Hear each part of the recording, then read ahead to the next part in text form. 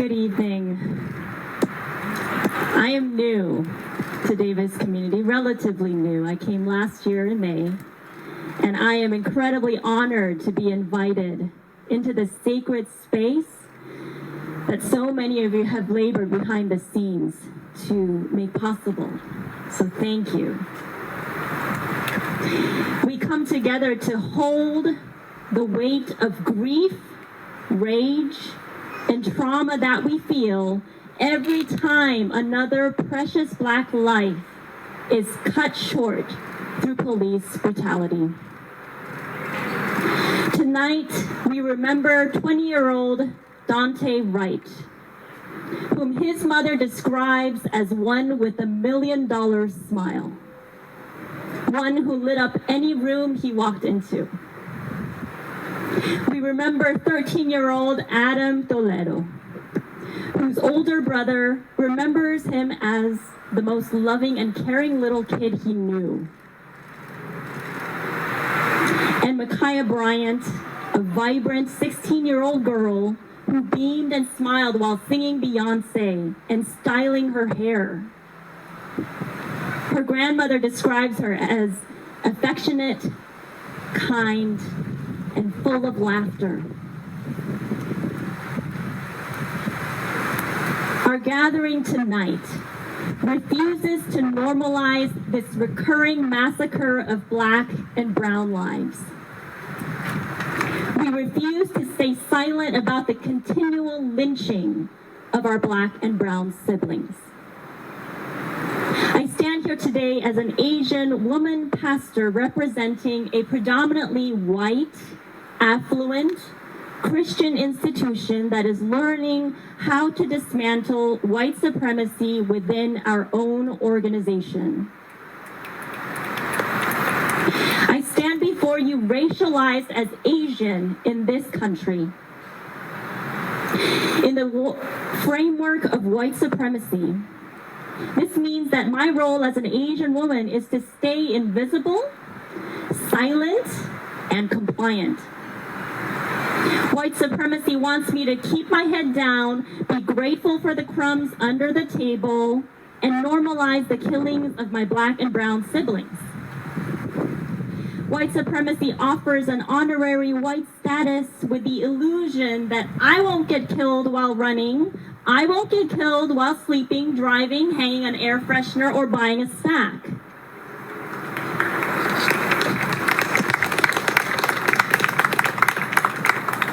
The irony is, Asians are also still being killed and victimized. So I refuse to live into that lie. To stay silent would mean ignoring the strategies used by white supremacy to kill both AAPI communities and Black Indigenous people of color.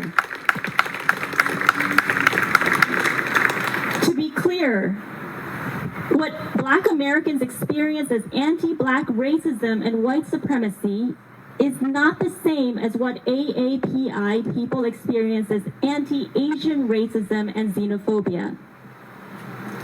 While the specific dynamics of how white supremacy manifests in our lives vary, we must remember that they come from the same source of white supremacy. In one of my early memories of entering the U.S. with my sister in the immigration line at the airport, I was probably barely 20 years old. After waiting over an hour long in a long, sweaty, degrading line designated for aliens, I breathed a sigh of relief as I passed through the immigration kiosk. I waited a few feet away for my sister to pass as well behind me. The immigration officer told me to move along, not knowing that the person behind me was my sister. And apparently I wasn't supposed to wait there, so I told my sister, "I'll be waiting for you at the end." This one sentence was so threatening to that immigration officer that he called the police to escort me out of there. I still remember the humiliation, the anger and the heat tingling up my neck, my ears, my face, and the tears welling up hot in my eyes as that situation escalated instantly. I remember swallowing the anger and the words I had for that immigration officer. Even now, after almost 20 years, my body remembers that incident like a myriad of long acupuncture needles that were inserted and forgotten in my body. Once in a while, I feel them in there.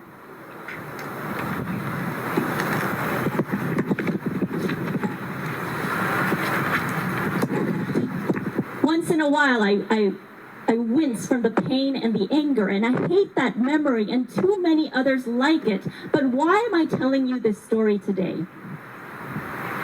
I'm sharing this story to demonstrate how racialized violence and its varying dynamics in those who have been rendered different stem from the same source of white supremacy.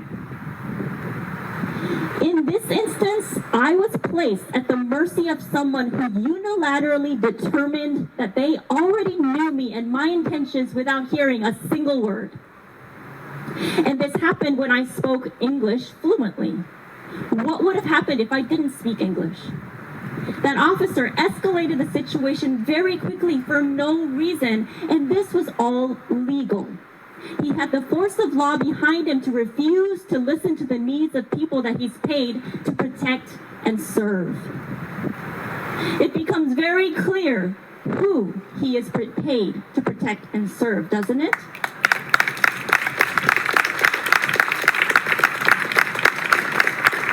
Certainly not aliens like me.